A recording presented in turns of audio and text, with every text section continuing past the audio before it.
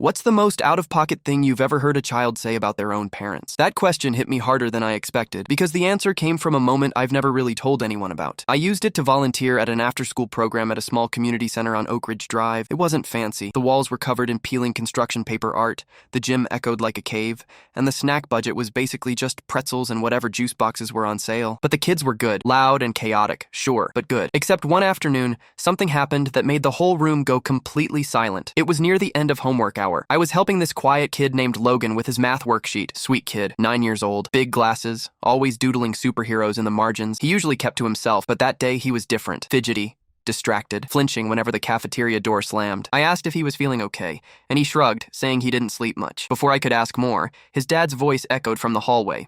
Loud, impatient, already annoyed. He was the kind of parent who acted like even breathing around him was a bother. The second Logan heard him, he froze, completely still. Then he whispered, almost too soft to hear, "I wish he'd just forget to come get me one day." I thought I misheard him, but he kept staring at the math sheet like he was trying not to cry. I asked what he meant, and he said, "Everyone says parents are supposed to make you feel safe. Mine makes the room feel smaller." He said it in this flat, quiet way, not angry, not dramatic, just tired, like someone who had run out of ways to pretend things were normal. His dad walked in a moment later, complaining about traffic and wasting time. He didn't even look at him. He just snatched the backpack off the floor and snapped, "Let's go." That tone, sharp and cold, was enough for the other kids nearby to go quiet. Even they felt something was wrong. But then came the part that stayed with me forever. When Logan stood up, he tugged my sleeve. His voice shook. "Thank you for not yelling at me today," he whispered, almost like he was scared to say it out loud. And then he turned and followed his dad down the hallway, step by tiny step, like he was walking towards something he wished he could run from. The door closed behind them, but the feeling didn't. The whole room was still for a few seconds. I remember just standing there with a stack of worksheets in my hand,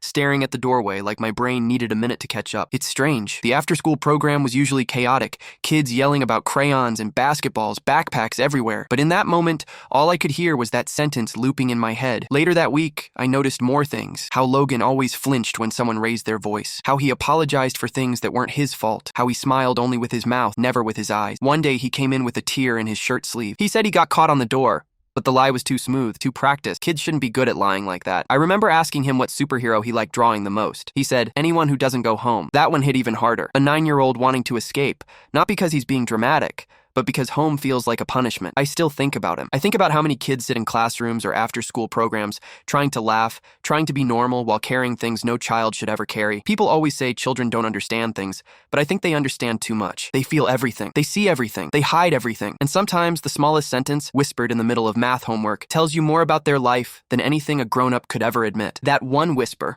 on that ordinary Thursday afternoon, is the most out-of-pocket thing I've ever heard a child say about their own parent, and I'll never forget it.